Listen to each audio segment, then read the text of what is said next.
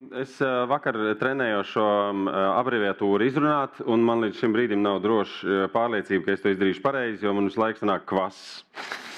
Tātad EQUAS vai IQUAS kvalitātes sistēmas ieviešanas pieredze Latvijas SOS-bērnu ciematos. Dāts Bēnāra ir Latvijas SOS-bērnu ciematu asociācijas aprūpes kvalitātes speciāliste, un ikdienā ir Latvijas bērnu SOS ciematu kvalitātes guru, un izskaidros šodien arī ciematu pieredzi ar kvalitātes sistēmas ieviešanu un tās ietekmi uz aprūpes kvalitāti Latvijas SOS-bērnu ciematos, un arī par izaicinājumiem, protams. Tāds laipni lūgt. Paldies. Nepretendēju uz guru, galīgi nemaz. Mūs lūdz padalīties ar pieredzi, kā mums ir gājis rīkus ieviešana, un tad es arī uztaisīju tādu ļoti praktisku prezentāciju, kas varbūt būs arī izgāšanās. To mēs redzēsim, jā. Es savā prezentācijā nestāstīšu par SOS-bērnu ciematiem. Es pieņēmu, ka cilvēki jau šeit zina vai ne to, ko SOS-bērnu ciemati dara, un dara ļoti daudz, un ir daudz projekti. Bet saistībā ar IQUAS iet runa tieši par SOS ģimeņu aprūpi, un tieši par Valmieras ciematu un Īslītes SOS-bērnu ciematu. Un tātad ģimenēm, kas dzīvo gan ciematos, gan integrētās ģimenes un tam līdzīgi. Un pirms varbūt iet tālāk, man jāsaka liels prieks par šo diskusiju, par kvalitāti, jo strādājot jau vairāk kā 20 gadus gan mentālās veselības jomā, kā praktizējoša psiholoģi, gan arī SOS-bērnu ciematos, gribu teikt, ka man ciešākā pārliecība ir, ka ja mēs sniedzam pakalpojumus sociālajā jomā vai mentālās veselības jomā vai jebkurā, kas saistās ar cilvēku labbūtību, labāk ir nesniegt zemes kvalitātes pakalpojumus, jo tad mēs tiešām varam nodarīt kaitējumu. Tā kā kvalitāte ir ļoti svarīga, un arī man priecē tas, ka šī diskusija sniedzās vairāk un augstāk par to, ka pietiek būt vienkārši labam cilvēkam un strādāt šajā jomā, jo tās ir profesionālas zināšanas, vai ne? Visi sociālie darbinieki mācās, pilnveidojās, ja, un tas nav tikai misija, tas nav tikai būt labam cilvēkam. Bet, protams, tas palīdz, vai ne? Un misijas apziņa palīdz. Lūk, bet, un vēl divas lietas, ko es gribēju pateikt. Pirms iet tālāk, gribu pateikt lielu paldies mūsu Skotijas kolēģim. Paldies par tiem materiāliem, kas ir atrodami internetā, angļu valodā. Es esmu pati skatījusies un meklējusi, un gan Skotijas, gan Lielbritānijas kopumā. Tā kā paldies, turpiniet to darīt, mēs no jums mācāmies.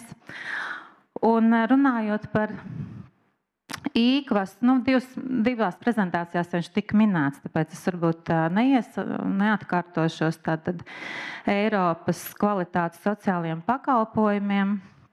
Tātad nosaka šo standartu un sniedz palīdzību organizācijām, kas vēlās šādu pakalpojumu novērtējumā sistēmu ieviest. Ko es atceros arī no sarunām ar mūsu šo kas viņš būtu galvenais menedžers no Briseles, ar ko mēs tikāmies šīs sistēmas ieviešanas sākumā. Viņš arī uzsver šo pakalpojumu izvēles nozīmi, ka tā doma ir, ka mums ir sociālo pakalpojumu tirgus, un tad tie, kur atbilst augstākiem kritērijiem kvalitātes, viņiem labāk ies, viņus vairāk pirks, vai ne? Latvijā mēs zinām, ka visi ir ļoti pieprasīti, vai ne, un sociālajie pakalpojumi trūkst. Un ko es gribēju teikt, ka mēs šo IQUAS ideju paņēmām savukārt no Igaunijas kolēģiem, manuprāt. Ja mēs iepriekšējā vienā no prezentācijām redzējām, ka gāja runa par 2012.13. gadu, kad daudzas Igaunijas organizācijas ievieš šo sistēmu, un mums bija, protams, laba sadarbība ar saviem partneriem arī no Igaunijas. Viņi teica, vai jūs negribat arī domāt šajā virzienā? Un tā mēs arī sākām domāt un sazinājāmies un nolēmām, ka tā ir laba lieta un ka mēs arī to gribam izmēģināt. Lūk, un tad es mēģināju salikt šo procesu tādā kā tad viņš pa tiem soļiem, kā viņš tā reāli arī gāja. Pirmais, protams, ir, kad ir tie vispār tie kritēriji, vai ne? Mēs iepazīstamies, kas tie tādi ir. Jūs dzirdējāt arī tur 10 principi, 50 kritēriji, baigi daudz, bet, kad izlasa, nemaz nav tik traki.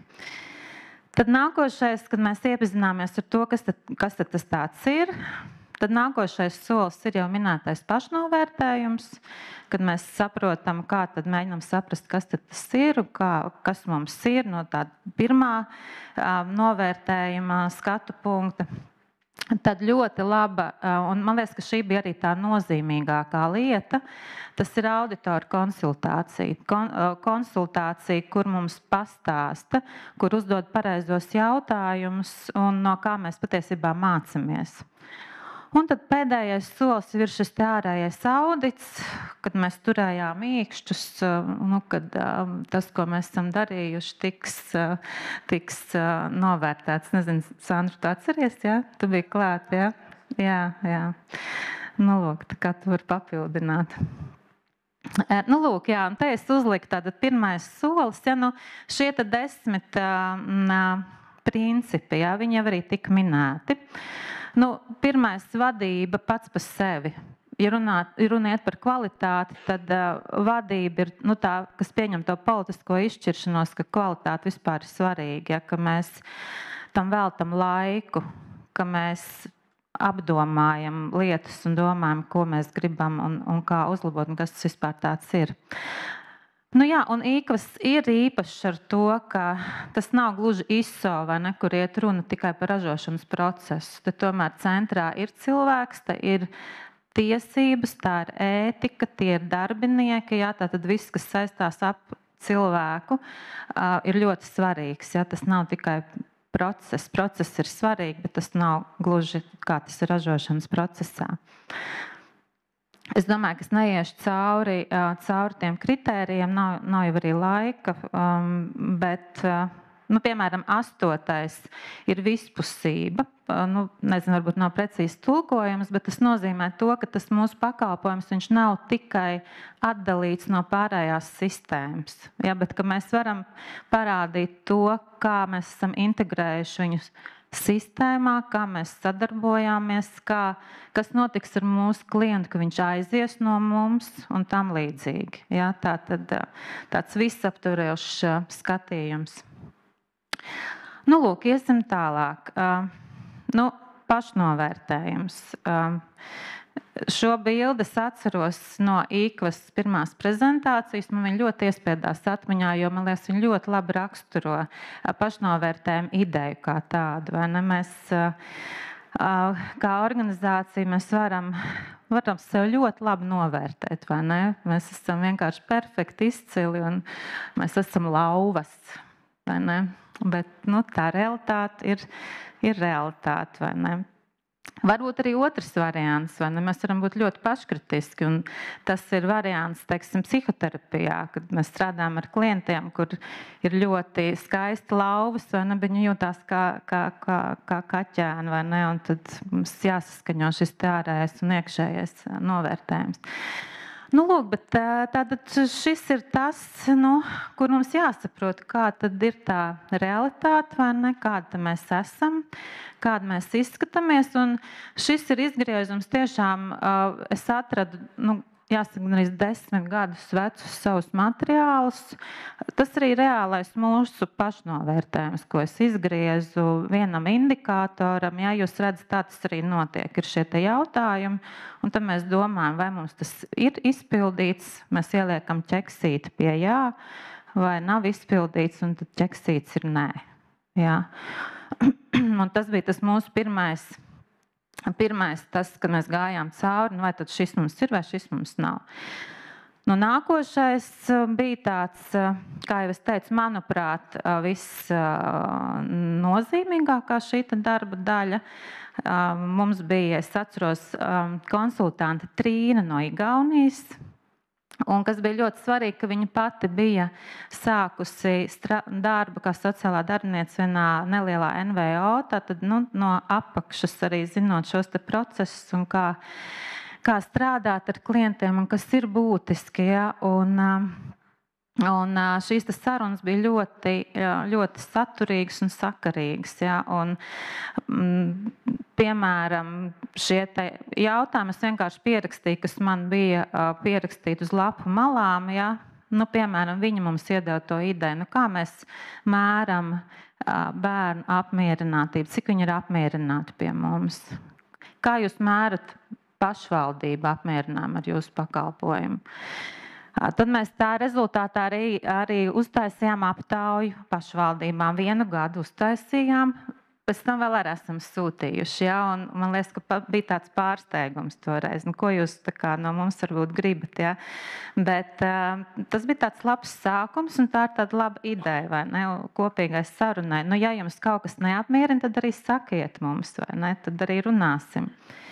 Jā, tad ļoti liela vērība tika pievērsta, kā darbinieki var izteikt savu viedokli, kā jūs iesaistat darbiniekus, cik iesaistīti viņi jūtās. Vai ne? Jo mēs saprotam, ka runājot par sociālo sfēru, nu kas tad nodrošina kvalitāti? Tas ir darbinieks, vai ne? Kurš ir tiešā kontaktā ar klientu. Ja? Un ja nav darbinieku un ja darbinieks nav piemērots, tad tā kvalitāte tur nebūs. Vai ne? Nu, lūk, tā kā, jā, vai jums ir politika attiecībā uz nediskrimināciju? Vai jūs darbinieki to zina? Vai viņi to izprot? Ja? Kā jūs stipriniet savu mērķu grupu? Ja, nu kā jūs, es atceros diskutējām par to, ko nozīmē vispār stiprināšana. Ja, kā jūs to vispār saprotiet, kā jūsu darbinieki, vai viņi to izprot. Kā jūs mērat apmācību ietekmi.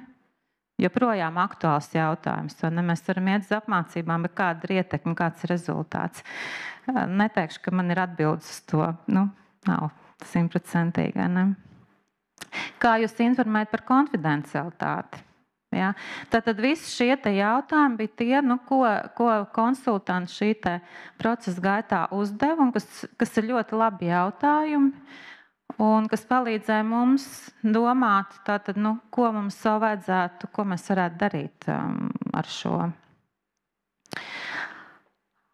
Nu, lūk, un tad, kad mēs praktiski tas process, nu, skatoties, manuprāt, 2 gadu garumā, gāja 1,5–2 gadu garumā.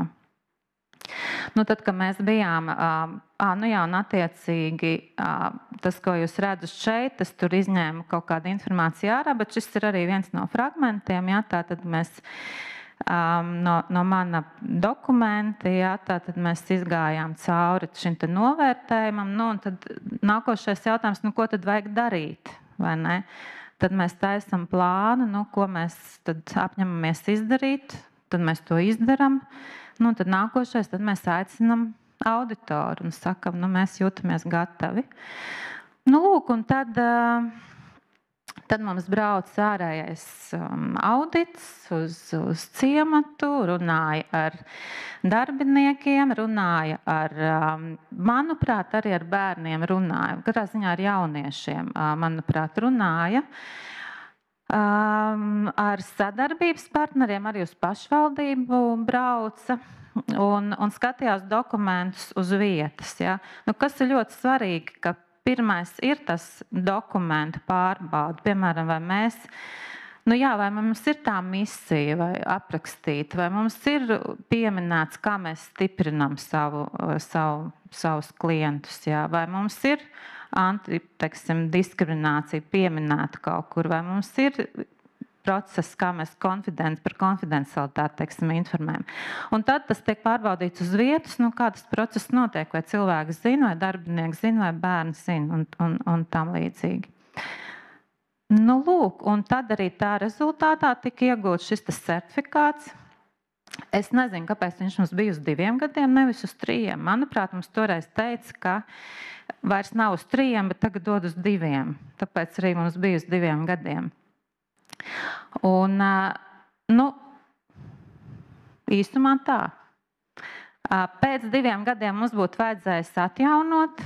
Protams, tas būtu prasījis finanšu resursus. Man šķiet, ka mēs nebijām gatavi atkal pēc 2 gadiem atkal sākt to procesu un likās kaut kā, ka mēs tā kā esam kaut ko sapratuši, iemācījušies, kvalitātes rokas grāmatu uztaisījuši, un patiesībā daudz tās lietas un tās idejas, ko es jau biju aizmirsusi, kas mums šobrīd ir iestrādāts, teiksim, kaut kādos iekšējos procesos un vadlīnijās, viņas arī ir nākušas no šīm te sarunām, no šī te kopējā procesa.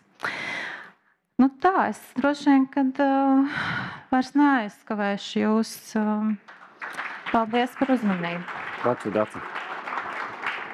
Ja tomēr ir kāds jautājums, varbūt kas piebilstams, kāds komentārs, jo tieši par to ir jautājums, kā ilgtermiņā to uzturēt. Cilvēkam reizēm ir tāda sajūta tā, šito mēs vienreiz izdarījām, geštalts ir pabeigts, dzīvojam tālāk, un tad nomainās darbinieki, kur vispār nekad par to nav dzirdējuši. Jā, un tad nav jau laika arī. Vai ne? Ir jau jāskrien baigi. Un tad, kad, piemēram, es saviem kolēģiem saku, vajadzētu mums to pašnovērtējumu un mums vajadzētu to, un viss jau ir ļoti skrienoši. Un tā ir liela problēma, jā. Tā īsta atbilde ir, ka ir jāatrod iespēja. Ir jāatrod strukturēta iespēja, kad mēs to darām, jānoliek laiks, un par to ir jāpadomā. Evelīna minēja situāciju, piemēram, pašā Igaunijā, ka cilvēks ir priecīgs vispār, ka kāds viņam tos sociālos pakalpojumus sniedz un kādu tur kvalitāti. Pasarg Dievs, paldies, ka pieņēmāt. Vai vispār ir tāds sociālais pasūtījums? Kopumā?